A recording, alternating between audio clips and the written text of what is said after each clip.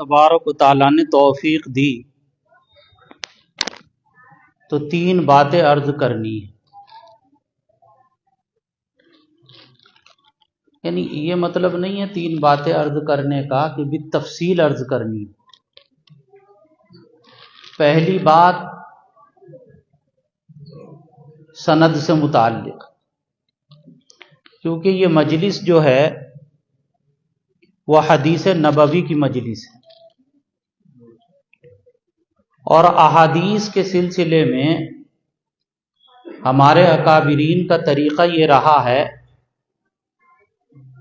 کہ بغیر سند کے کوئی بات معتبر ہے. تو اس کا لحاظ اور اس کا پاس رکھتے ہوئے پہلی بات سند سے متعلق. دوسری بات جو ہے یہ جو عبارت پڑھی گئی ہے اس سے متعلق،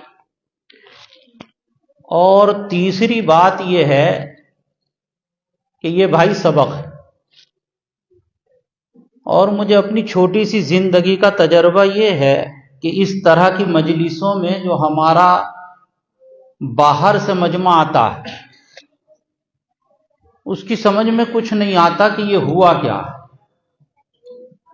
کہ رومی زبان میں قسطاس تھا یا قسطاس تھا کیا، یہ وزن ہوا یا نہیں ہوا، معتزلہ نے کیا کہا، وہ بیچارہ بڑا پریشان ہوتا ہے. اور کمال یہ ہے کہ وہ یہ بھی نہیں کہہ سکتا کہ وہ کسی اور یعنی اردو میں ہے اور پھر بھی ان کی کچھ سمجھ میں. تو یہ جو آخری حدیث پاک ہے اس سے ہمیں کیا سبق ملتا ہے، ایک بات یہ عرض کریں. اس طریقے سے مجموعہ تین باتیں ہو گئیں. نمبر ایک سند سے متعلق. میں یہاں پڑھنے والی طالبات سے یہ عرض کروں گا کہ سند میں تو کوئی بات ہی نہیں ہے. ہمارے حضرت شیخ جنہوں نے آپ کو بخاری شریف پڑھائی ہے، ابھی بتایا گیا کہ انہیں 30 سال بخاری پڑھاتے ہوئے ہو گئے، اور میں نے جب پڑھی ہے تو مجھے پڑھے ہوئے بھی اتنا زمانہ نہیں ہوا ہے ابھی تک، کیونکہ میں نے بخاری جلد اول حضرت مولانا نصیر احمد خان صاحب سے نور اللہ مرقدہ، اور جلد ثانی حضرت شیخ عبدالحق اعظمی نور اللہ مرقدہ سے، ان دونوں حضرات سے سن 1997 میں پڑھی ہے. تو بھی 30 سال پڑھے ہوئے بھی نہیں ہوئے. اور ان دونوں حضرات نے جو بخاری پڑھی ہے وہ بتا دیا گیا ہوگا حضرت مدنی نور اللہ مرقدہ سے پڑھی، اور حضرت مدنی نے جو بخاری پڑھی ہے وہ حضرت شیخ الہند مولانا محمود الحسن صاحب رحمت اللہ تعالی علیہ سے پڑھی. اور انہوں نے جو بخاری شریف پڑھی تھی وہ حجت اللہ فی الارض حضرت الامام محمد قاسم نانوتوی نور اللہ مرقدہ سے پڑھی.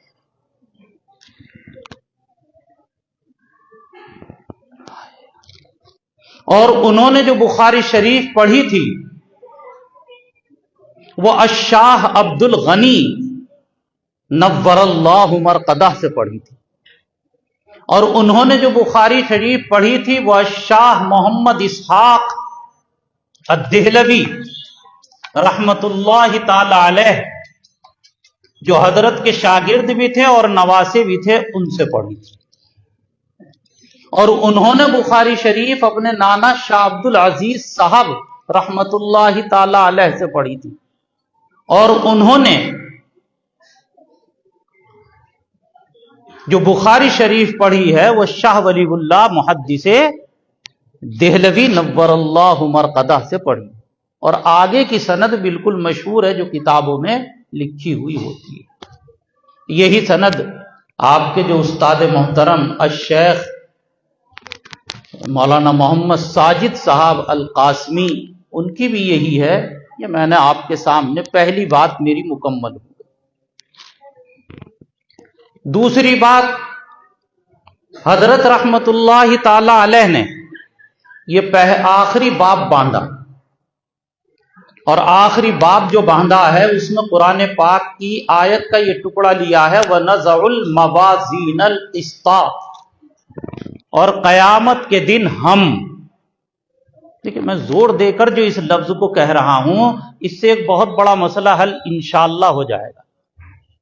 کیا کہا؟ نضع، جمع متکلم کا صیغہ ہے، فعل مضارع۔ اللہ فرما رہے ہیں کہ ہم کل قیامت کے دن ترازوے قائم کریں گے اعمال کو تولنے کے لیے، جن میں اچھے اعمال کو بھی تولا جائے گا اور برے اعمال کو بھی تولا جائے گا۔ اب جتنے بھی بخاری کے لکھنے والے ہیں، بلکہ میری اپنی چھوٹی سی زندگی میں جتنے بھی بخاری کے اوپر بولنے والے ہیں، سب سے زیادہ پریشانی اس بارے میں سب کو ہوئی کہ بھائی اعمال کو تولا جائے گا، تو اعمال تولیں گے کیسے؟ ارے ایک آدمی نے نماز پڑھی، مثال کے طور پر 2 رکعت نماز پڑھتے ہوئے دیکھا آپ نے؟ بھائی ہاں نا میں جواب دے تاکہ میں مسئلہ جبھی تو سمجھاؤں۔ نماز پڑھتے ہوئے دیکھا؟ اچھا نماز پڑھ لی، کہاں ہے وہ؟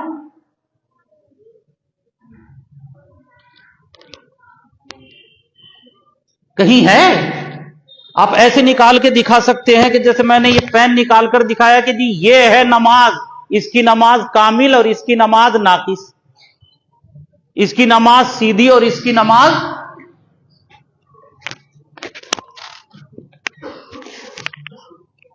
تو جب وہ اعمال ہیں ہی نہیں، رہے نہیں، دکھائی نہیں دے رہے ہیں تو تولے کیسے جائیں گے؟ بڑی لمبی چوڑی بحثیں حافظ نے اور فلاں نے خوب لمبی چوڑی بحثیں کی، اور کسی نے کچھ جواب دیا، کسی نے کچھ جواب دیا، اور جب بخاری کی آخری حدیث ہوتی ہے تو اس کے اوپر بڑی لمبی چوڑی بحثیں ہوتی ہیں کہ وہ اعمال تولے کیسے۔ کوئی کہتا ہے کہ جی اعمال نہیں تولیں گے، جس رجسٹر میں لکھا ہوا ہے وہ رجسٹر تولیں گے۔ یہ جو قرآن پاک کی آیت امام بخاری نے رکھی ہے، اگر اس کے صیغے پر غور کر لیا جائے تو یہ اعتراض ہی ختم ہو جائے۔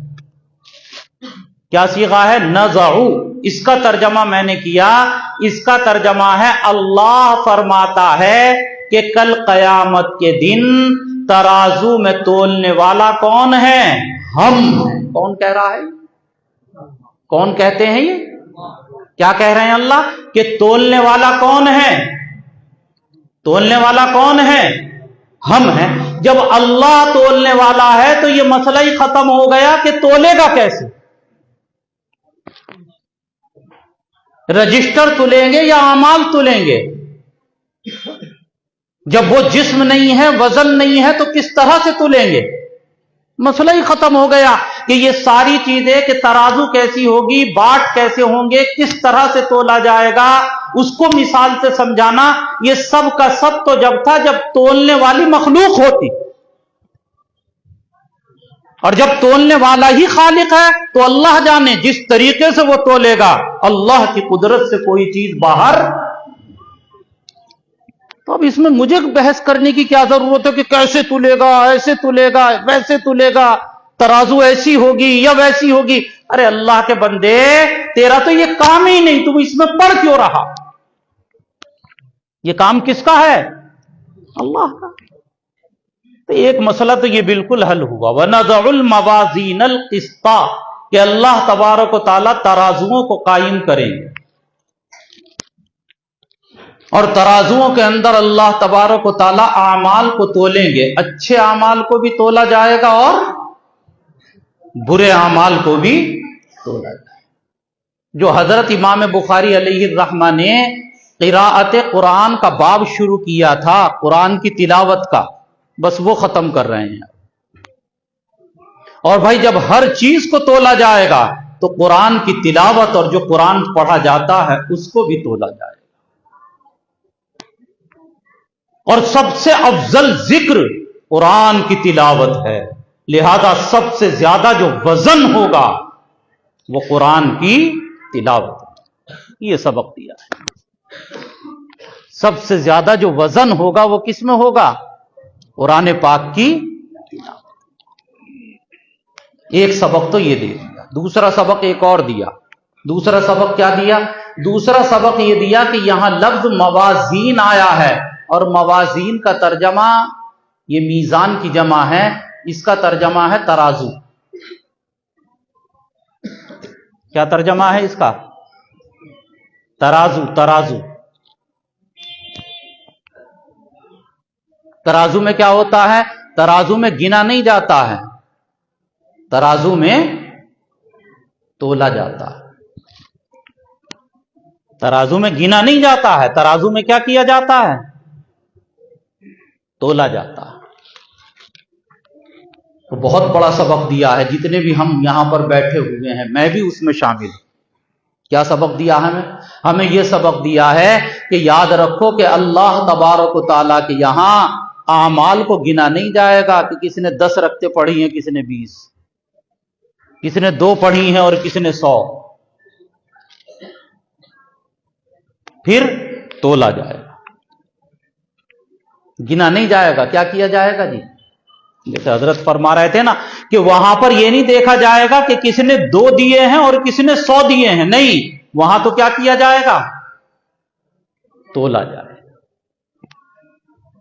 اور جب تول ہوتی ہے تو میرے بزرگ اور ساتھیوں، قیمتی وہ ہوتا ہے کہ جس میں وزن ہوتا ہے۔ اب سوال یہ ہے کہ ہم اپنے اعمال میں، نماز میں، ذکر میں، زکات میں، صدقے میں، حج میں، عمرے میں وزن کیسے پیدا کریں کہ یہ ترازو کے اندر رکھا جائے تو اس کے اندر وزن پیدا ہو جائے، وزن۔ یہ تو ایک سوال آیا نا ذہن میں کہ بھائی جب گنا نہیں جائے گا، تولا جائے گا، تو جب تولا جائے گا تو وزن کیسے آئے؟ وہ کون سی ایسی طریقہ ہے، کون سا راستہ ہے کہ جس کی بنیاد پر میرے اعمال، میری نمازیں، میرا ذکر وغیرہ، ان میں وزن پیدا ہو جائے؟ آپ حضرات کی توجہ ہے؟ جواب دوں اس کا؟ اس کا جواب جتنی مائیں بہنیں سن رہی وہ بھی توجہ کے ساتھ سنیں۔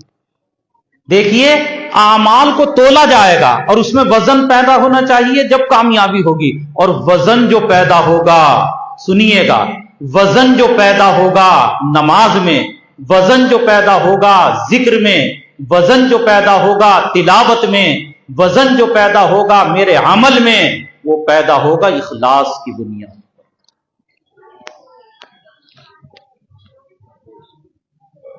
اخلاص کی بنیاد پر وزن پیدا ہوگا۔ اگر اخلاص نہیں ہے کچھ نہیں، اور اگر اخلاص ہے تو پھر وزن آئے گا۔ آپ کہیں گے مولانا ایسے نہیں، دلیل کیا ہے؟ ترمذی شریف میں روایت ہے، اللہ کے نبی جی صلی اللہ علیہ وآلہ وسلم نے ارشاد فرمایا۔ کیا ارشاد فرمایا آپ نے؟ کہ ایک بندہ ایک کھجور کا صدقہ کرتا۔ کھجور آپ حضرات نے دیکھی ہے کہ کھجور کتنی بڑی ہوتی ہے، اتنی ایک بڑی، بس زیادہ سے زیادہ ایک انگلی کی برابر ہی ہوتی ہے نا عام طور سے۔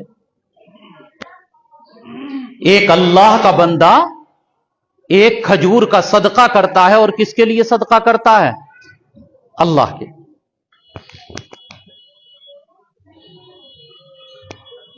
اب وہ بات کہ وزن کیسے پیدا ہوگا اس کو سنیے۔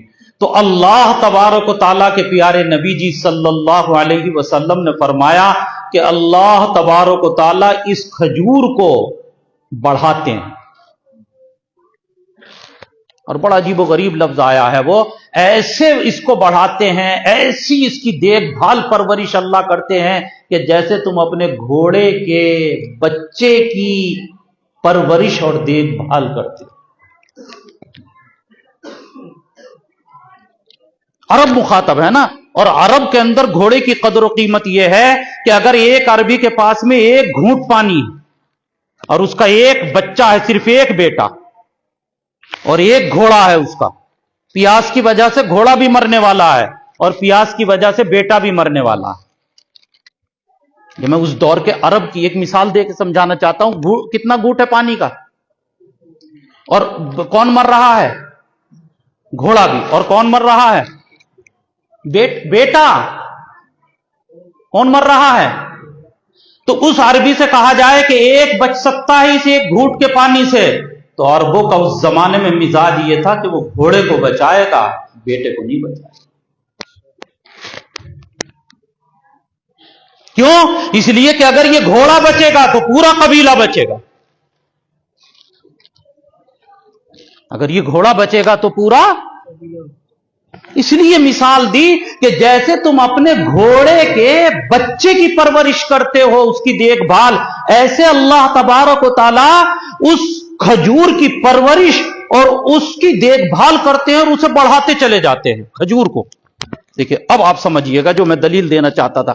قیامت کے دن جب وہ ایک کھجور جس کو اللہ کے لیے صدقہ کیا, جب وہ پیش کی جائے گی سامنے, تو اللہ تبارک و تعالیٰ اس کھجور کے ثواب کو بڑھائیں گے. یوں فرمایا نبی کریم صلی اللہ علیہ وسلم نے کہ اتنا بڑھا دیں گے کہ وہ ایک کھجور کا ثواب پہاڑ کے برابر ہو.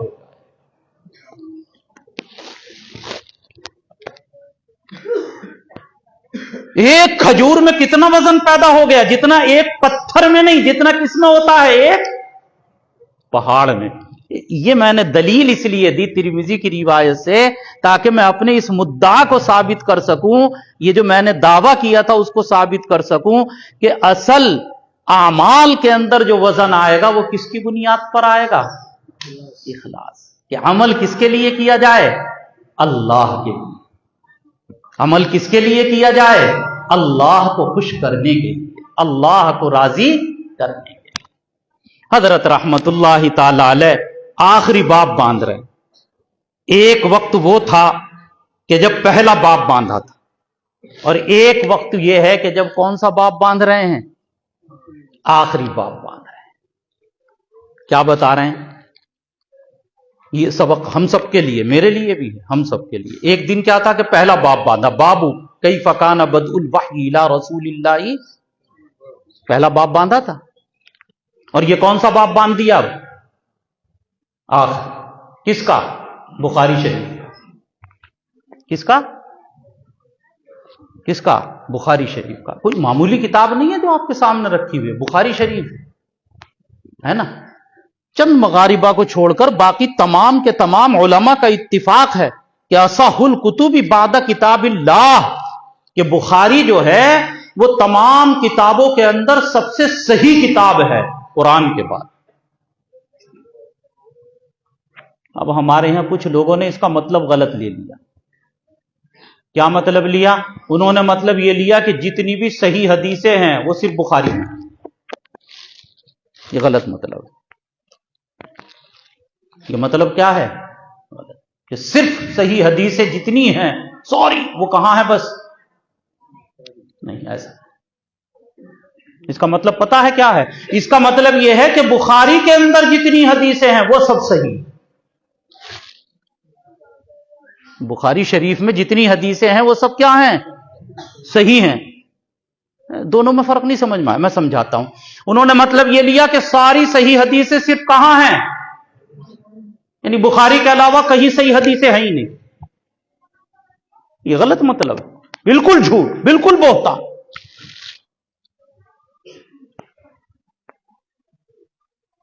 پھر صحیح مطلب کیا ہے؟ صحیح مطلب یہ ہے کہ بخاری شریف کے اندر جو حدیثیں آئی ہیں وہ سب کی سب کیا ہیں بھائی؟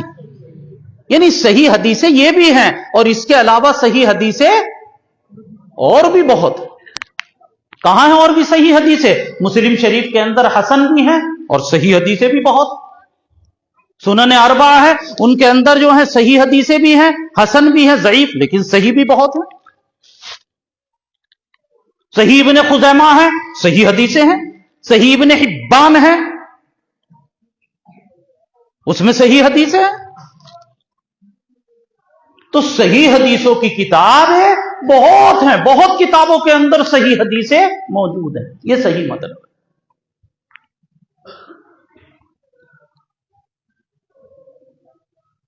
انہوں نے غلط مطلب کیوں لے لیا؟ انہوں نے غلط مطلب اس لیے لیا کہ بخاری تو پڑھی لیکن بغیر عشق محمد کے بخاری پڑھی. بخاری تو پڑھی لیکن کس کے بغیر پڑھی انہوں نے؟ ہاں، ہمارے غازی صاحب تھے نا، اللہ تعالیٰ ان کی قبر کو نور سے منور فرمائے. ایک شعر ان کا ہے، میں سناؤں آپ کو، اور کبھی ایسی محفل میں جاتا ہوں تو وہ شعر ضرور سناتا ہوں ان کا. انہوں نے کہا کہ بے عشق محمد جو محدث ہیں جہاں میں، بے عشق محمد جو محدث ہیں جہاں میں، یعنی حدیث پڑھ رہے ہیں کس کے بغیر؟ ارے کچھ تو بولو آپ، تاکہ آپ سمجھے بے عشق کا کیا مطلب ہے. جانے کیا کہہ رہے ہیں؟ ہاں، بے عشق سمجھے، بغیر عشق کے سمجھے آپ؟ نہیں سمجھے، میں سمجھاتا ہوں. بغیر عشق کا مطلب یہ ہے کہ اس کا کوئی استاد نہ ہو، بے استادہ. یہ ہے مطلب بے استادہ. جب وہ بخاری پڑھتا ہے بے عشق اب دیکھیں، اب مزہ آئے گا سننے میں.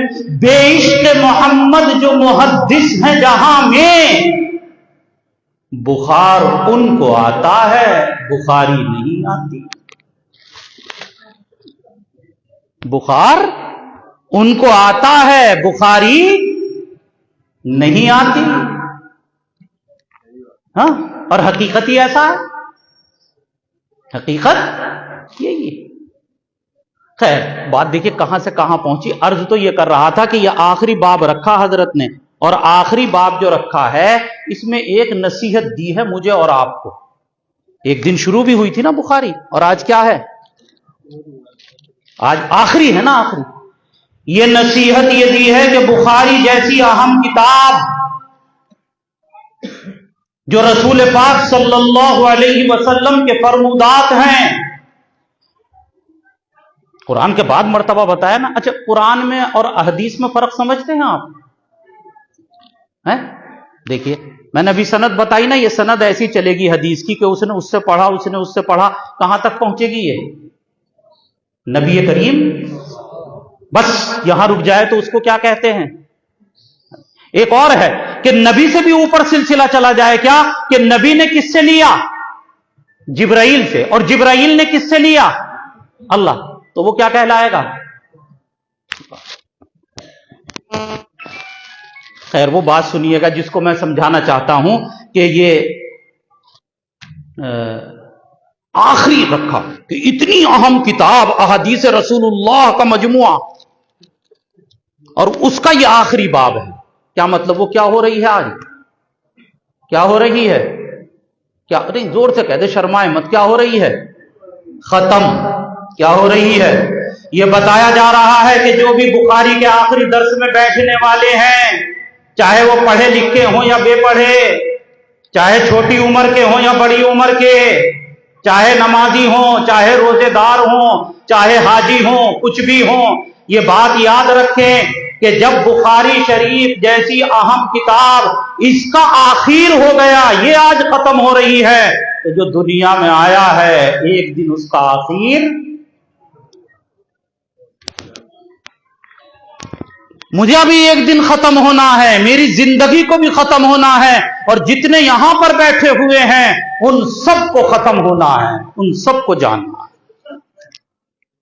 اب دیکھیے گا آپ امام بخاری علیہ الرحمہ کی دقت نظر، اور بہت جلدی آخری حدیث کے اندر جو یہ حدیث لائے ہیں حضرت ابو ہریرہ رضی اللہ تعالی عنہ سے، وہ یہ حدیث لائے کہ کلمتان حبیبتان، دو کلمے اللہ کو بڑے محبوب ہیں، الی الرحمن خفیفتان علی اللسان، زبان پر ہلکے پھلکے، ثقیلتان فی المیزان، زبان پر ہلکے ہیں لیکن میزان عمل میں بہت وزنی. کون کون سے؟ پڑھیے گا سب. سبحان اللہ و بحمدہ، سبحان اللہ. آخر میں یہ لائے حدیث. اللہ اکبر.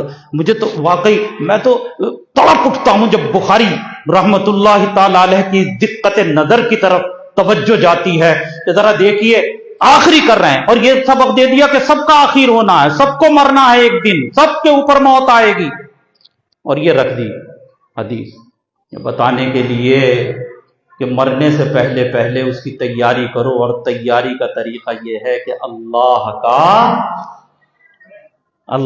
کا ذکر کرو۔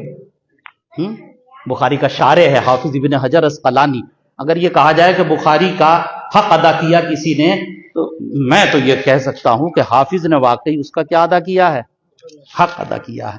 حافظ ابن حجر اسقلانی نے یہ لکھا ہے کہ ذکر 7 طرح کا ہوتا ہے۔ کتنے طرح کا؟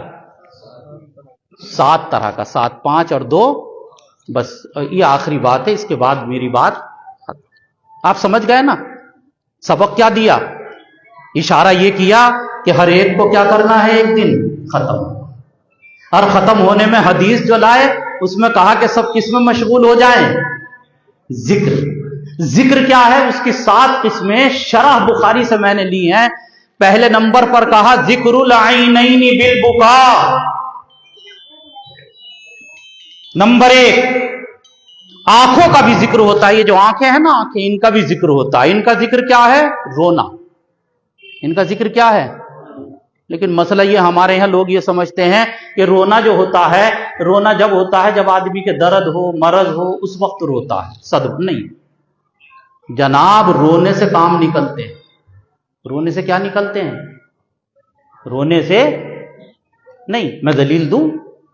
جب بات کہی تو اس کی دلیل دوں۔ بچہ ہے، بولنا نہیں آتا، بھوک لگے گی تو کیا کرے گا؟ اللہ اکبر۔ درد ہوگا تو کیا کرے گا؟ پریشانی ہوگی تو کیا کرے گا؟ یہ بچے ہمارے اور آپ کے گھر میں اللہ تبارک و تعالیٰ نے نظروں کے سامنے رکھے تاکہ بڑوں کی یہ بات سمجھ میں آ جائے کہ ضرورتیں رونے سے پوری ہوتی ہیں۔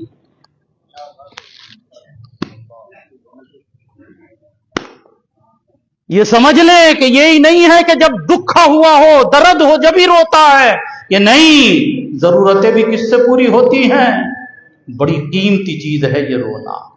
نمبر 2 دیکھیے کیا کہا، وہ ذکر الاذنین، کان کا ذکر کیا ہے؟ کان کا ذکر نمبر 2 فرمایا کہ الاصغاء، غور سے سننا۔ غور سے، جیسا آپ حضرات نہایت توجہ کے ساتھ سن رہے ہیں، یہ ہے غور سے سننا۔ بھئی عمل کی توفیق تو اللہ دیتے ہیں نا، لیکن سننا تو میرا کام ہے، کم سے کم میں اپنے حصے کا کام تو انجام دوں۔ نمبر 3 سنیے، وہ ذکر اللسان بالثناء، اور زبان کا ذکر کیا ہے؟ زبان کا ذکر ہے اللہ کا شکر۔ اللہ کا شکر کب؟ جب قورمہ بریانی کھائے جبھی۔ لائیے ایک چیز بہت جلدی میں مثال بیان کر دوں۔ ایک اللہ والے کے پاس ایک آدمی گیا اور جا کے کہنے لگا کہ حضرت کچھ دعا کر دیجئے، سارا کاروبار فیل ہو گیا۔ سارا کاروبار کیا ہو گیا؟ دکان بھی فیل، مکان بھی فیل، حتیٰ کہ جب قرضہ زیادہ ہو گیا تو بیگم بھی چھوڑ کے چلی گئی۔ تو اب کیا رہ گیا؟ سبھی کچھ تو فیل ہو گیا، سب فیل ہو گیا۔ اب آئیے سنیے گا، اللہ اکبر کبیرہ۔ حضرت نے کہا کہ اللہ کا شکر ادا کر۔ اللہ کا کیا ادا کر؟ شکر ادا کر۔ اور اسے غصے کی وجہ سے لال پیلا، اندر سے یہ جی چاہ رہا ہے کہ اگر موقع لگ جائے تو۔ کہا کہ حضرت سب کچھ تو فیل ہو گیا، کس پر شکر ادا کروں؟ کہ شکر ادا اس پر کر کہ اللہ نے تیرا کاروبار فیل کیا ہے، تیرے دماغ کو بھی فیل۔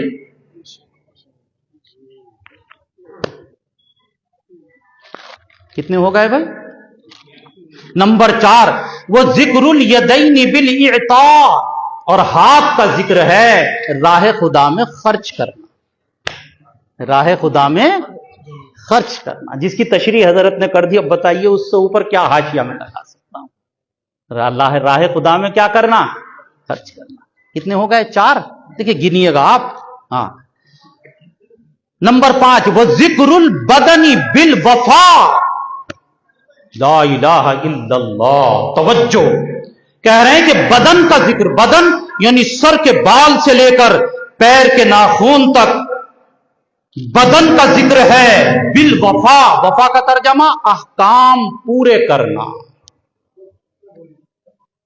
کہ سر کے بال سے لے کے پیر کے ناخن تک دیکھنے والا دیکھ کر سمجھ جائے کہ یہ غلام مصطفیٰ ہے صلی اللہ علیہ وسلم۔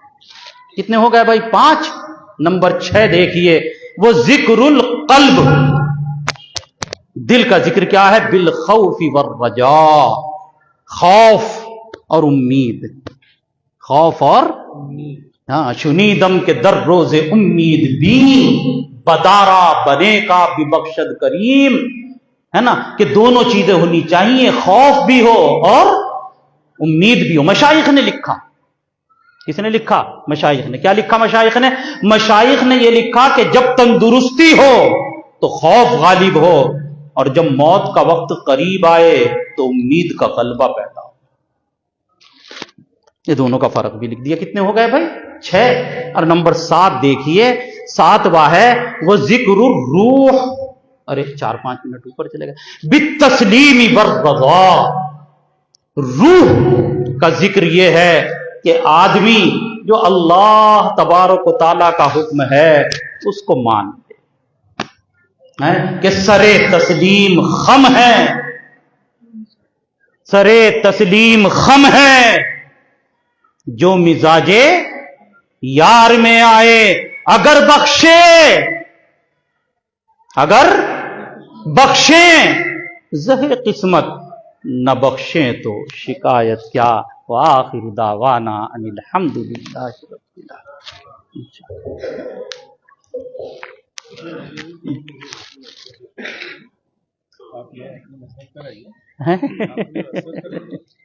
جزاک اللہ، جیسا حکم حضرت۔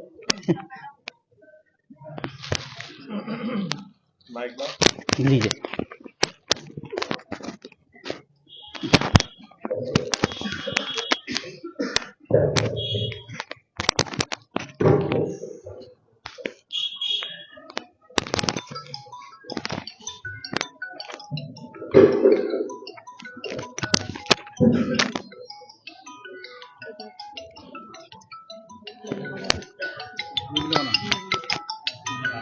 ساڑھے 12 تک تکمیل ہونی ہے مجلس کی، 35 ہو جائے تو ممکن ہے۔ السلام علیکم ورحمۃ اللہ، صلی علی رسول الکریم۔ پہلی گفتگو میں جو آپ کے سامنے بیٹھ کر میں نے آیت پاک تلاوت کی تھی، اقرأ بسم ربک الذی خلق، باری تعالیٰ نے سب سے پہلے ہمیں علم حاصل کرنے کے لیے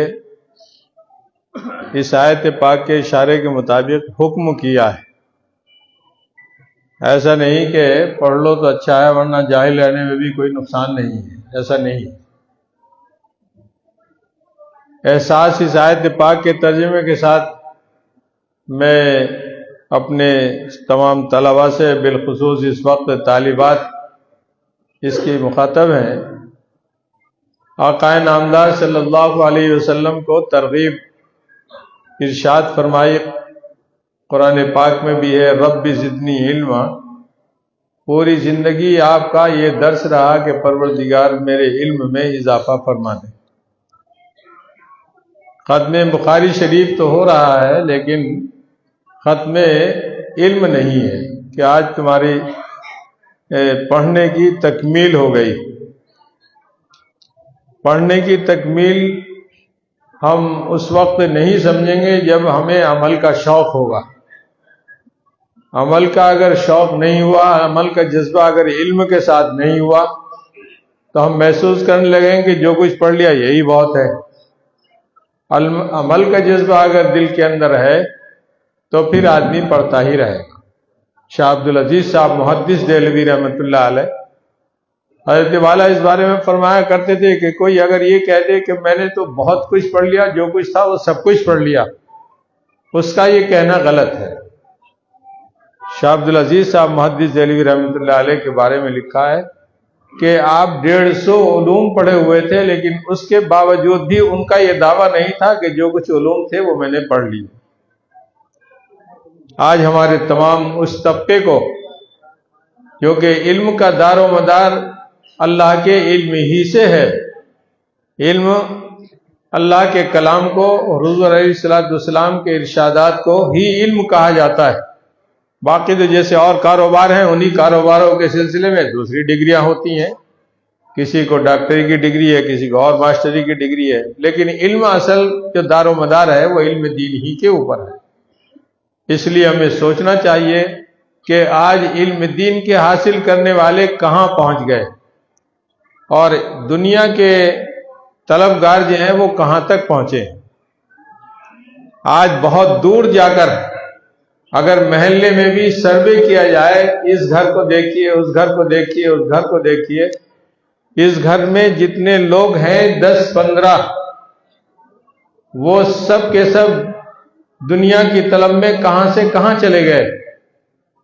اس گھر میں دین کی طلب والے کہیں بھی نہیں گئے. پورے کا پورا گھرانہ خالی ہے، علم قرآن سے خالی ہے، علم حدیث سے خالی ہے. اور آپ دوسرا سروے کیجئے دنیا کے اعتبار سے، کہ جو قریب میں کہیں آپ کسی ایک کونے سے لے لیجئے کہ یہاں بھی اب سے 20 سال پہلے چھپر پڑا ہوا تھا، اس میں رہنے والے بیچارے بہت غریب تھے. انہوں نے دنیا کی طلب میں سفر کیا، امریکہ گئے، دبئی گئے، سعودی گئے، فلاں جگہ گئے، فلاں جگہ گئے. یہاں پر وہ اپنے بڑے بڑے شہروں میں پہنچ گئے. تو آج مشکل سے اگر آپ چاہیں گے کہ کوئی چھپر کا گھر مل جائے، پھوس کا گھر مل جائے، تو پھوس کا گھر نہیں ملے گا آپ کو. پھوس کا گھر بنانے والے بھی اب نہیں ملیں گے سب جگہ پر. تو دنیا کی ترقی ہماری زندگی میں کہاں پہنچ گئی، اور علم کے اعتبار سے ہم کہاں رہ گئے. اس کا جب تک ہم سروے نہیں کریں گے، احساس نہیں کریں گے، اس وقت تک ہم کسی منزل پر نہیں پہنچ سکتے. ہمیں اپنے آپ کو کسی منزل پہ پہنچانے کے لیے اس احساس کو اپنے اندر بیدار کرنا پڑے گا کہ ہمارا جو اس وقت ایک ماحول چل رہا ہے وہ کیا ہے.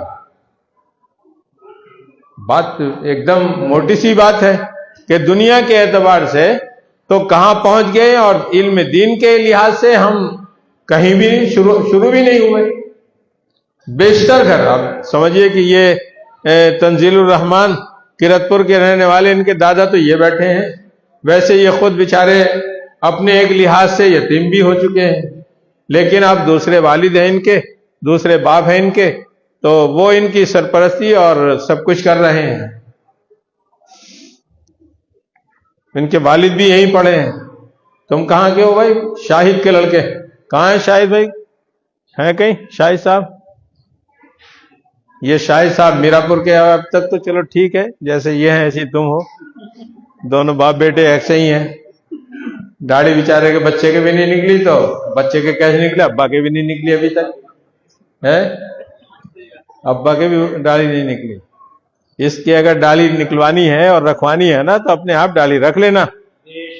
جب رکھیں گے یہ ڈالی، ہاں ابا جی بچوں کی شکایت کر رہے تھے، ہمارا تو لونڈا حافظ ہو گیا، ڈالی نہیں رکھتا. وہ کیا تمہاری بھی تو نہیں ہے؟ اور بس وہ میری بس کم خیال. تم کس کے بیٹے ہو بھائی؟ کہاں ہیں یہ؟ ہیں آئے ہوئے ہری ولی والے؟ اچھا، یہ تو ماشاءاللہ پہلے ہی سے بادشاہ ہیں. چلیے ان کا لحاظ رکھا جائے. آپ کس کے ہو بھائی؟ قاری قمر الدین صاحب کے. یہ قاری قمر الدین صاحب تو یہ بیٹھے ہیں. یہ تو ماشاءاللہ ان کے والد تو قاری بھی ہیں. ایسے بیٹوں کا، ایسی اولادوں کا بہت بڑا ایک درجہ ہو جاتا ہے، ان کے لیے بڑی امیدیں ہو جاتی ہیں. ان کا سلسلہ بھی بہت آگے تک چلا ہوا ہے. قاری جمشید صاحب جو ہمارے یہاں کے درج حفظ کے ذمہ داروں میں ہے، یہ ان کے بھانجے ہیں نا؟ بھانجے تو ہیں، یہ بھانجے ہیں. مولانا امام الدین صاحب کے کیا لگیں گے بھائی؟ نواسے ہیں ان کے، مولانا امام الدین صاحب کے. تو ایسے کچھ سلسلوں کو اپنے گھرانے کا سلسلہ بنانے کا ایک نظام بناؤ. بتا دو کہ نانا وہ تھے، بتا دو کہ ہمارے دادا وہ تھے، بتا دو کہ ہماری نانی ایسی تھی، بتا دو کہ ہماری دادی ایسی تھی. بتا دو کہ میری امی ایسی نیک تھی, ایسی قرآن شریف پڑھا کرتے تھے, بتا دو کہ میرے بہنوں کا ماحول گھر کے اندر یہ تھا. یہ کوئی کہیں قیمت نہیں ہے. باری تعالیٰ ہر روز 360 مرتبہ اپنے بندے کے دل کو جھانکتے ہیں اور فرشتوں سے پوچھتے ہیں کہ میرے بندے کے دل کو بتاؤ کہ یہ میری تجلی کرنے کے لائق اس کا دل ہوا یا نہیں ہوا. فرشتے کہتے ہیں اس کا دل تو بہت گندا پڑا ہے, دنیا اس کے دل کے اوپر چھائی ہوئی ہے تو گندا ہے ایک دم. بھائی تعالیٰ تجلی نہیں کرتے, کس کے ہاں کریں گے تجلی پھر؟ اہل ایمان اگر اللہ پروردگار کی تجلی کے لائق اپنے دلوں کو نہیں بنائیں گے تو کون بنائے گا بھائی؟ جن کے پیچھے ہم چل رہے ہیں یہود و نصارہ, وہ بنائیں گے, وہ ہمیں لائن دیں گے, وہ ہمیں راستہ دیں گے. یہود و نصارہ اگر وہ دل کو اپنے صاف کر لیں گے تو تب ہم صاف کریں گے, جیسے ہم نے اپنے بالوں کو یہود و نصارہ کی طرح سے رکھ دیا, مکانوں کو بنا لیا جیسے اپنے گھروں کا ماحول ہم نے یہود و نصارہ جیسا بنا لیا. تو وہ کبھی اگر اللہ کے تجلی کے لائق اپنے دل کو بنائیں گے تو تب ہم, کیونکہ ہم تو ان کے پیچھے چل گئے نا, ان کے پیچھے چلنے کی ہمیں عادت ہو گئی ہے نا. باری تعالیٰ 360 مرتبہ دیکھتے ہیں, جھانکتے ہیں, دیکھتے ہیں جھانکتے ہیں, میری تجلی کے لائق یہ اس کا دل ہوا یا نہیں ہوا. اللہ ہم سب کو یہ احساس نصیب فرمائے. تو بھائی میری بچیاں جو اس وقت فارغ ہو رہی ہیں وہ اس بات کا لحاظ کبھی نہ کریں کہ گھر سے باہر کہیں پڑھانے کے لیے بھی جائیں. تمہارا پڑوس ہے, تمہارا گھر ہے, گھر کے اوپر اپنی توجہ دیجئے. مردوں کو پڑھا لیتے ہیں تو انہیں تو پڑھانے کا امامت کرنے, کہیں مدرسی کرنے جانا ہی ہوتا ہے. طالبات کو پڑھانے کا مقصد میرے ذہن میں, جو میں نے اپنے اکابر سے, ان حضرات سے مشورہ کر کے, میں نے بہت استادوں سے اور اپنے تمام بڑوں سے مشورہ کر کے جو یہاں بچیوں کا ایک مدرسہ شروع کیا تھا, تو اس کا مقصد تو صرف یہ تھا کہ گھر میں رہ کر گھر کے ماحول کو بتائیں. راستے میں ایک منٹ کی بات سنا دوں حضرت. راستے میں ایک سفر ہو رہا تھا میرا, حضرت کے یہاں سے میں آ رہا تھا. ایک فیملی, بہت بڑی عید کا دن تھا اور وہ ٹرین میں سوار تھے. ہم لوگ وہاں سے شاہ گنج سے سوار ہوئے. انہوں نے مجھے کچھ چھیڑ دیا. جیسے ہی ہم چڑھے تو کہنے لگے, یہ اس سال کی بات ہے جب 2 عیدیں ہوئی تھی, انہوں نے مجھے کچھ چھیڑ دیا. کہنے لگے کہ میاں جی آپ کے 2 عیدیں کیسے کرا دی آپ نے, اور اب آپ کے کیسے ہو گیا, آپ کب کرو گے عید آپ؟ تو میں نے اپنا بیگ رکھ کے ان سے کہا کہ آپ پڑھے لکھے معلوم ہو رہے ہیں, بات ہے آپ نے بڑی عجیب و غریب کر دی کہ کہاں سے آئے ہو اور کیسے عید ہوگی اور کیا ہوگی. میں پڑھے لکھے ہونے کا تو آپ کا اثر یہ ہونا چاہیے تھا, میرے بیگ اٹھاتے آپ, میرے بیگ میری سیٹ پہ رکھتے, مجھے سیٹ بتاتے, آپ کا نمبر یہ ہے سیٹ کا, میں انگلش پڑھا ہوا نہیں ہوں, میرا آپ ایسا کرتے. آپ نے عجیب و غریب بات شروع کر دی. لگتا ہے ایسا کہ آپ کہیں پڑھا بھی رہے ہیں تو کہہ لیں کہ ہاں میں ٹیچر ہوں, پروفیسر ہوں. مگر میں نے کہا کہ پروفیسر تو ہو, لیکن لگتا ایسا ہے کہ پروفیسر ہی آپ نے مدرسے کے پیچھے گھوم کے, اسکول کے پیچھے, کالج کے پیچھے گھوم کے سیکھی ہے. اب وہ تو سب کے سب حیرت میں رہ گئے. بات چلتے چلتے بہرحال مختصر بہت باتیں ہوئی, ان سے بہت باتیں ہوئی, اتنی باتیں ہوئی کہ کہاں شاہ گنج ہے, کہاں دھامپور ہے. تقریباً 12 گھنٹے میں ان کے ساتھ رہا. میں نے کہا بھی ان سے کئی مرتبہ کہ آپ سو لیجئے, بہت لمبی بات ہو گئی ہے. کہنے لگے کہ حضرت آپ تو گرو ہیں کوئی آدمی, اور یہ سوچیے کہ پوری ٹرین میں اگر میں اپنے استنجے کے لیے کہیں کو نکل کے جاتا تھا تو ساری کی ساری اتفاق سے ہم 2-4 ہی لوگ اعتکاف سے حضرت کے پاس سے واپس ہو رہے تھے, ساری کی ساری عورتیں پردے سے ہو جاتی تھی. یہ کوئی گرو آدمی ہے. میں نے لڑکیوں کے پڑھنے کے اوپر جب کہا تو انہوں نے کہا کہ آپ کیا پڑھنے کو لڑکیوں کے منع کرتے ہیں؟ میں کہا نہیں, میں منع نہیں کرتا, میرے یہاں 500 لڑکیاں پڑھ رہی ہیں, لیکن میرا مقصد یہ ہے لڑکیوں کو پڑھانے کا کہ وہ گھر کو سنبھالیں. سب نے کہا کہ لڑکی پڑھے گی تو 2 گھر پڑھیں گے, لڑکی پڑھے گی تو 2 گھر سنبھلیں گے. اب وہ لڑکیوں کو پڑھا کے وہ سارا جہان خراب ہو رہا ہے, نہ اپنا گھر آباد ہو رہا ہے, نہ دوسرے کا گھر آباد ہو رہا ہے. سسرال میں جا رہی, وہاں پریشان ہے سسرال والے, اور اپنے گھر میں رہ رہی تو وہ وہاں پریشان ہے. وہ اپنا اٹھا کے موبائل اپنا نکل جاتی ہے. میں نے کہا کہ ابھی میں ماروتی کے شو روم میں گیا تھا, اس سال میں نے گاڑی خریدی تھی ماروتی, تو وہاں نوجوان لڑکیاں 2 آ کر انہوں نے ہمیں سلوٹ دیا اس کے بعد انگلش میں بات کرنے لگی تو میں نے کہا کہ تم کچھ بیوقوف ہو کیا؟ میں ملا جی آدمی ہوں، اردو میں بات کرو، ہندی میں بات کرو۔ تو انہوں نے ہندی میں بات کرنی شروع کر دی۔ وہ مجھ سے کچھ اور معلوم کر رہی تھی، لیکن میں نے ان سے پوچھا کہ تم کیا، کہاں کی ہو، کیسے ہو، کتنا تم نے پڑھا؟ تو انہوں نے اپنی ڈگریاں بتائیں۔ تو میں نے کہا کہ ان ڈگریوں کے حاصل کرنے میں ضرور کروڑ روپے ان کے لگا ہوگا۔ اب کیا مشکل بات تھی کہ وہ گھر بیٹھ کر ان بچوں کی پرورش کرتا اور موقع پر وقت پر شادی کر دیتا، اپنی ذمہ داری سے سبکدوش ہو جاتا۔ اس باپ کی کیا حیثیت ہوگی کہ ان کو پڑھانے میں کروڑوں روپے لگا دیا، لیکن اب وہ ان سے جاب کرا رہا ہے۔ جاب کرانے کے لیے اپنی بچی کو خود میک اپ کرا کر لے جاتا ہے۔ میں نے اگلی بات اس سے یہ کہی کہ اس چکر میں ہمارے سیدھے سادے مسلمان، ہمارا سب کا مزاج یہ بن گیا کہ تم لوگوں کے پیچھے چلے، تو وہ بھی ایسا کر رہے ہیں ہمارے یہاں۔ ہمارے یہاں شریعت نہیں کہتی کہ تم اپنی بیٹی کی کمائی کھاؤ، شریعت تو اپنی بہو کی کمائی کو بھی منع کرتی ہے، لیکن پڑے ہیں، کھا رہے ہیں۔ کہنے لیں کہ گرو جی یہ تو بہت آپ کے وچار، پھر تو انہوں نے اپنی سب جو کوتاہیاں تھی، اپنی جو خامیاں تھی، اپنے اندر جو کمزوریاں تھیں غیر مسلموں کی، وہ سب بتائیں انہوں نے کہ ہمارے ہاں تو یہ ہو گیا، ہمارے ہاں تو یہ ہو گیا، ہمارے ہاں تو یہ ہو گیا۔ میں نے کہا کہ ہمارے ہاں نہیں ہے یہ ہمارے ہاں تو جو لوگ آپ لوگوں کے ساتھ رہتے ہیں، اسکولوں میں جو بچیاں پڑھتی ہیں وہ متاثر ہوتی ہیں، ورنہ ہمارا مقصد تو یہ ہے کہ بچی پڑھے تو اپنے گھر کو بنائے، بچی پڑھے تو جس گھر میں جائے اس کو بنائے۔ بس یہ دو گھر اس کے لیے بہت کافی ہیں بنانے کے لیے۔ اس کو ضرورت نہیں ہے جاب کرنے کی، اس کو ضرورت نہیں ہے کہیں جا کے پڑھانے کی، اس کو ضرورت نہیں ہے کہیں کچھ کرنے کی۔ اگر کچھ کر رہی ہے تو اپنے گھر میں کرے بس۔ تو اس بات کا دھیان رکھیں گی میری بچیاں۔ دعا ہو رہی ہے، حضرت دعا کرا دی، نہیں دعا کرا دی، دعا کرائیے آپ سے، آپ بڑے مہمان ہیں۔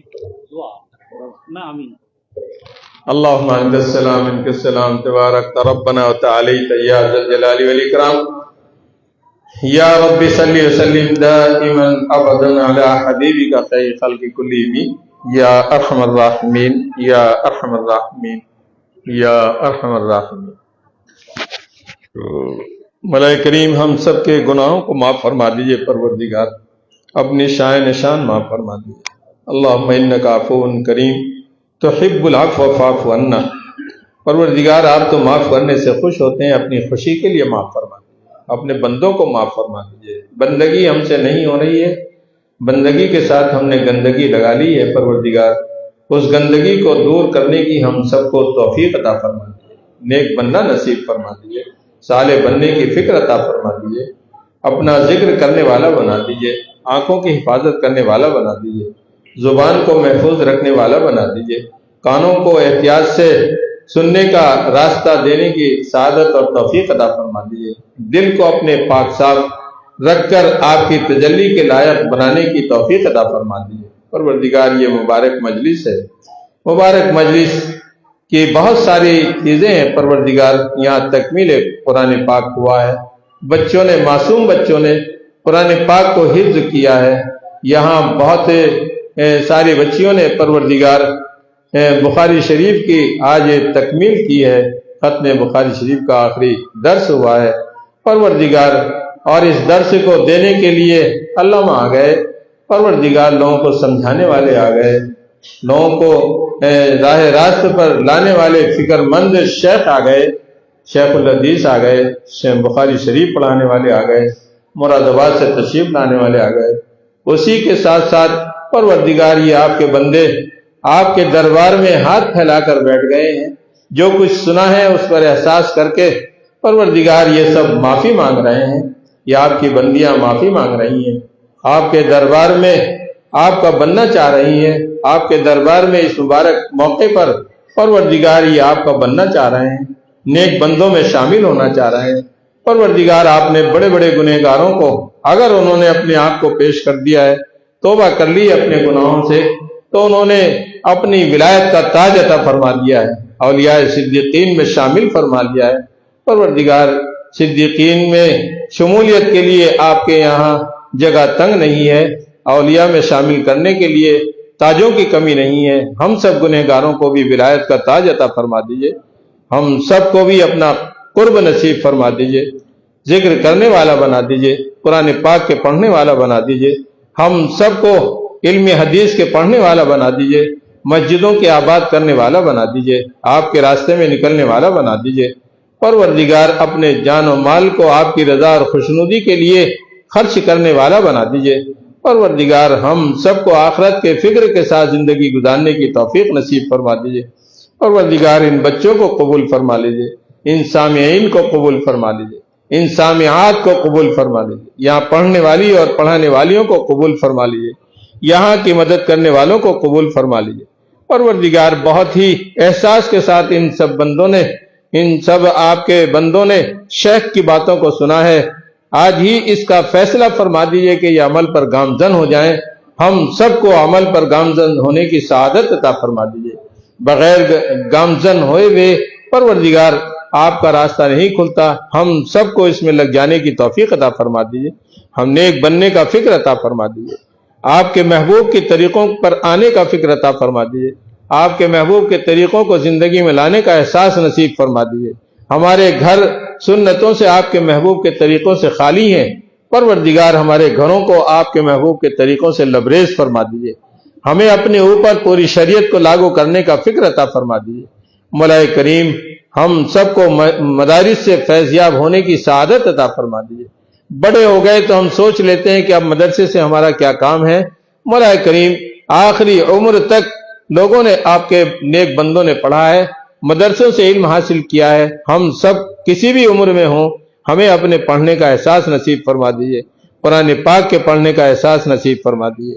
پروردگار ہمارے بزرگوں جو ہمارے اکابر ہماری سرپرستی فرما رہے ہیں ان کی عمروں میں برکتیں نصیب فرما دیجئے، شیخ کی عمر میں علامہ زبیر صاحب کی عمر میں خوب برکتیں نصیب فرما دیجئے۔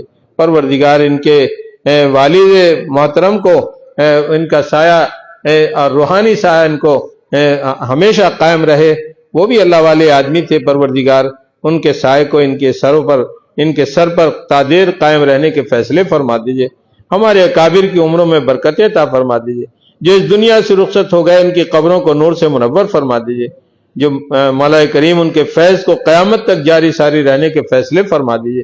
جیسے شیخ محترم ہیں آپ کے جانشین، ہمارے شیخ کے جانشین حضرت مولانا مفتی احمد اللہ صاحب پھول پوری دامت برکاتہم، ان کے ملفوظات و ارشادات کو پورے عالم کے لیے قبول فرما لیجئے، ہر جگہ کے سفر کو ان کے قبول فرما لیجئے، ان کی دعاؤں میں ہمارے پورے علاقے کا اور دور دراز تک جہاں تک ان کے تعلق رہے سب کا حصہ نصیب فرما دیجئے۔ امت مسلمہ جو مرحوم ہو چکی ہے سب کی مغفرت فرما دیجئے، ہم سب کو بھی پوری زندگی اسلام پر قائم رہنے کی توفیق عطا فرما دیجئے، اور ہم سب کا خاتمہ ایمان پر ہونے کے فیصلے فرما دیجئے۔ ہماری ان دعاؤں کو محض اپنے فضل و کرم سے سرکار دو عالم صلی اللہ علیہ وسلم کے صدقے طفیل میں قبول فرما لیجئے۔ وصلی اللہ تعالی علی خیر خلقہ محمد وآلہ وصحبہ اجمعین برحمتک